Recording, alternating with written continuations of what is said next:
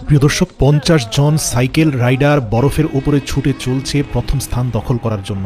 আপনারা দেখতে পাচ্ছেন ইতিমধ্যে বরফের মধ্যে পিছলা খেয়ে একজনের সাথে আরেকজনের সংঘর্ষ ঘটে কয়েকজন ইতিমধ্যে বাদ হয়ে গেছে। যেই ব্যক্তি এই ভিডিওটা ক্যামেরা করছেন তিনি কিন্তু ইতিমধ্যে অন্তত 33 থেকে 34তমতে পড়ে আছেন। তিনি ভয় পেয়ে পিছনে খুব ধীরে ধীরে দলের মধ্যে সতর্কতার সাথে অগ্রসর হওয়ার চেষ্টা করছেন। এই ভিডিওটা আপনাদের সাথে শেয়ার করার পিছনে অনেক কারণ আছে।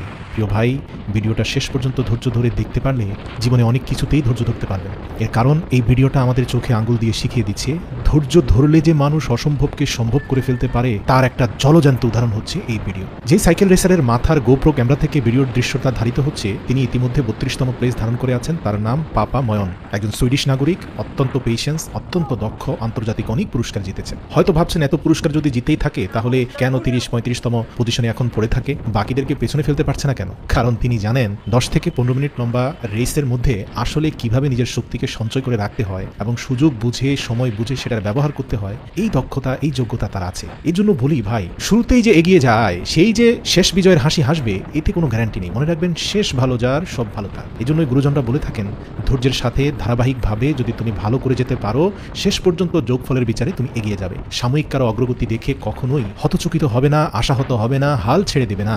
সময়ের চেয়ে বড় অস্ত্র পৃথিবীতে নেই। সময় তোমাকে বলে দিবে কখন তোমার সময় এসেছে, কখন তোমাকে তোমার চূড়ান্ত বিজয়ের জন্য এগিয়ে যেতে হবে। এই ভিডিওটা তারই একটি জলজন্ত উদাহরণ।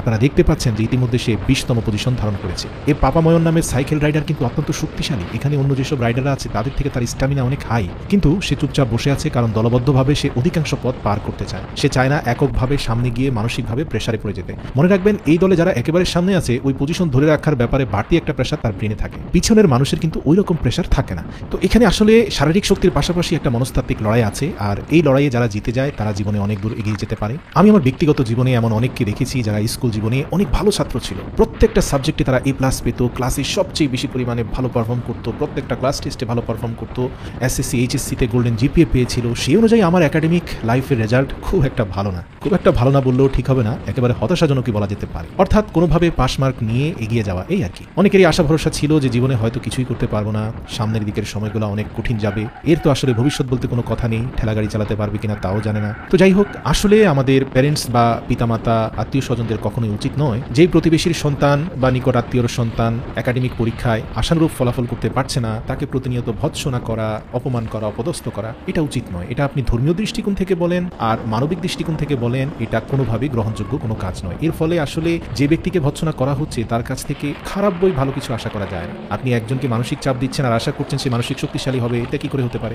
আসলে সবার যোগ্যতা সমান হয় না, আর সময় বলে দিবে আসলে কে কোথায় যাবে। প্রিয় দর্শক, আমি এই সাইকেল রেসের পাশাপাশি এই কথাগুলো এই জন্যই বলছি কারণ এই রেসের সাথে আমি আমার জীবনের অনেক কিছু মিল খুঁজে পেয়েছি। আসলে সময় এমন একটা অস্ত্র, যারা ধৈর্যের সাথে লেগে থাকে, নিজের উপরে বিশ্বাস রাখে, আর বিশ্বাস রাখে ধারাবাহিকতার উপরে, বিশ্বাস রাখে সৃষ্টিকর্তার উপরে, সব হেরে যাওয়াকে হেরে যাওয়া মনে করে না, আবার পুনরায় ঘুরে দাঁড়াতে পারে, তারা এমন এমন সময় চলে আসবে যখন নিজেদেরকে ঠিকই আবার সোজা করে ফেলবে। এই যে দেখুন, সবগুলো সাইকেল উপরের দিকে ওঠার সময় স্লো ডাউন করেছে, আর এই সময়টার অপেক্ষায় ছিল পাপা ময়ন। পাপা ময়নের শরীরে রিজার্ভ যে স্টামিনা আছে এটা ইতিমধ্যে বাকিদের শেষ হয়ে গেছে। সে এখন সেই চাপটা দিচ্ছে, কারণ এই যে উপরে ওঠার বাড়তি শক্তি এটা ব্যবহার আগে করেনি। আগে করলে হয়তো স্লিপ করে সে এই রেস থেকে বাদ হয়ে যেত, হারিয়ে যেত। কিন্তু দেখুন, এই বাড়তি স্টামিনাটা সময় মতো কাজে লাগিয়ে একটু একটু করে সে ইতিমধ্যে 5তম স্থানে চলে এসেছে। একেই বলে শেষ খেলা। প্রিয় দর্শক, মনে রাখবেন আপনার সময় আসবে, হেরে গেলে চলবে না, আপনাকে রেসে থাকতে হবে, ট্রাকে থাকতে হবে। আরে আপনি 30তম আছেন তাতে কি, 3য়তম হতে কতক্ষণ লাগে? শুধু নিজের উপর আত্মবিশ্বাসের সাথে চলতে থাকুন, দেখবেন সময় বলে দিবে 3য়তম হতে আপনার আসলে আর কতটুকু সময় বাকি আছে। তো ভালো থাকুক পৃথিবীর প্রত্যেকটি আত্মবিশ্বাসী মানুষ।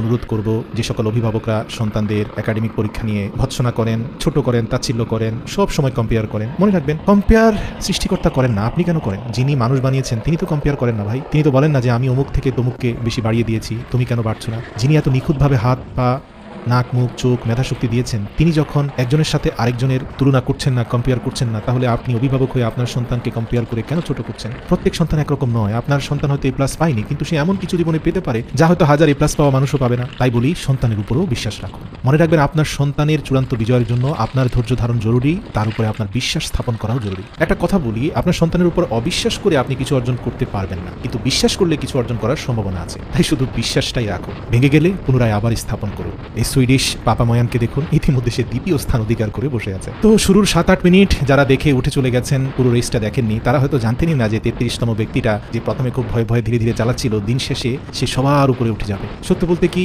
আমার জীবনের সাথে কেন এর মিল আছে, এটা সত্য যে আমি হয়তো সবার উপরে শ্রেষ্ঠ হয়ে যাইনি, এমন কিছু করে ফেলিনি যে নিজেকে স্বঘোষিতভাবে প্রথম দাবি করার মতো বিষয় আমার জীবনে ঘটে গেছে। কিন্তু এতটুকু বলতে পারি যে মহান আল্লাহর উপর ভরসা রাখার কারণে, ধৈর্যের সাথে জীবনে পরিশ্রম করার কারণে আজ মহান আল্লাহ তাআলা যতটুকু নিয়ে এসেছেন, এক সময় যাদের সাথে কম্পেয়ার করে প্রতিনিয়ত ভৎসনা শুনতে হতো, তাদের তুলনায় আল্লাহ যে কতগুণ বেশি আমাকে দিয়েছেন, সেই শুকরিয়া হয়তো পরবর্তী যত জীবন বেঁচে থাকবো তত জীবন আল্লাহর কাছে শুকরিয়া আদায় করেও শেষ করতে পারবো না। তাই দিল থেকে বলি আলহামদুলিল্লাহ, যদি এর কম হতো শুকরিয়া আদায় করতাম। কিন্তু কেন যেন অভিভাবকরা কম্পেয়ার করে সন্তানদেরকে হতাশ করে ফেলেন, তা এখন বুঝতে পারছি না। প্রতিজ্ঞা করছি ভবিষ্যৎ জীবনে নিজের সন্তানদের সাথে অন্য কারো কম্পেয়ার করবো না ইনশাআল্লাহ। প্রত্যেকটি সন্তান, প্রত্যেকটি শিশু ইউনিক। তার হয়তো A+ পাওয়ার যোগ্যতা নেই, কিন্তু এমন অনেক যোগ্যতা আছে যা হয়তো খালি চোখে দেখা যাচ্ছে না, সময় তা প্রকাশ করে দিবে। বিশ্বাস রাখতে হবে। আপনার সন্তান সৎ কিনা, সত্যবাদী কিনা, ন্যায়পরায়ণ কিনা, এসব নিয়ে কম্পেয়ার করতে পারেন। বলতে পারেন যে তোমার থেকে সে বেশি সত্য বলে, তোমার থেকে সে বেশি অনেস্ট, সে বেশি দানশীল। এসব প্রতিযোগিতা ভালো, কিন্তু পরীক্ষার রেজাল্ট, যোগ্যতা, মেধাশক্তি এসব নিয়ে কম্পেয়ার করবেন না। এটা কিছুই দিতে পারবে না